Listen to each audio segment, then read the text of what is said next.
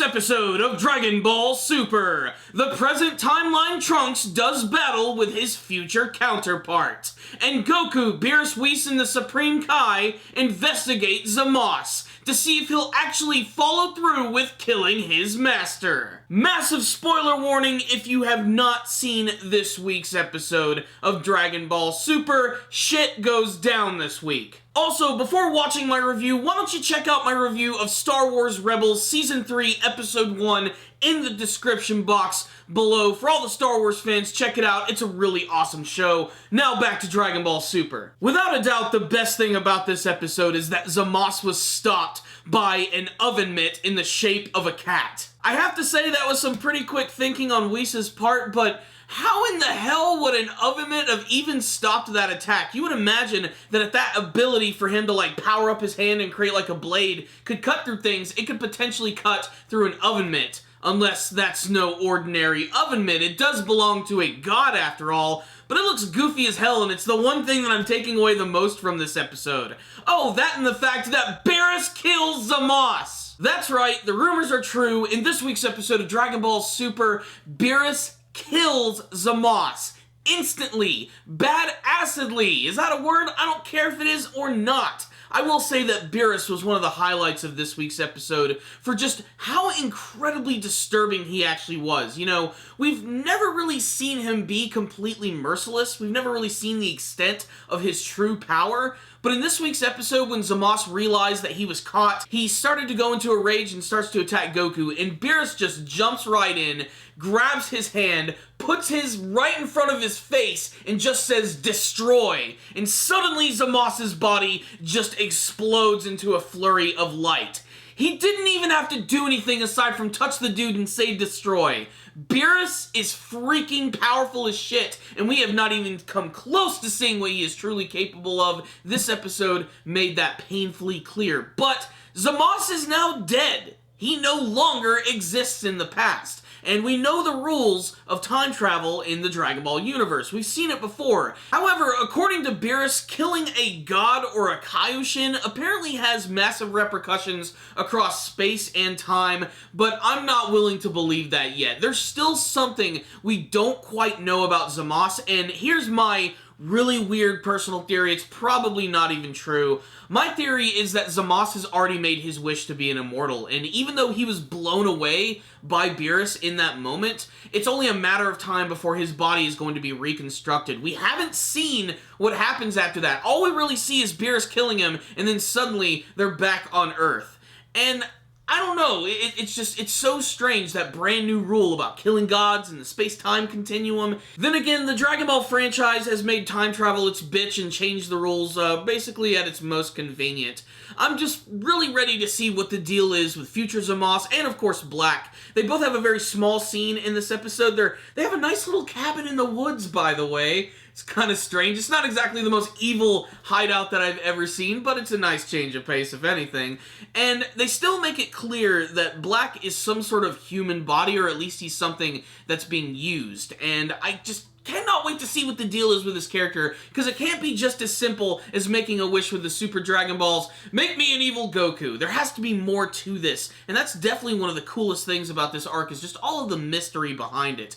Especially because at the end of the episode, you get to see them all return, with Whis making another rocky entrance, quite literally creating a crater, and he assures future Trunks that, don't worry, Zamos is gone, Black should be gone too, Future should be saved. Although it's definitely just not going to be the case. You want to know why? Look at the preview for the next episode. Things are probably only going to get worse from here. There's also this really weird scene in the episode where you have the present timeline Trunks who's trying to basically get the future Trunks out of his funk because he's constantly sulking, and this was a really cool moment. Honestly, it's something I really wanted to see. I was kind of hoping we get more of an actual fight out of it, but we did get a great scene where the present timeline Trunks actually decks future Trunks in the face, and you would think that future Trunks would be more surprised to see his younger self actually using surprising Super Saiyan abilities, but whatever. He's seen a lot of crazy shit at this point, so probably almost nothing can surprise him. But still, it was a really great moment because it actually bonds the two characters together, and I'm sure it's going to make a great change between both of them,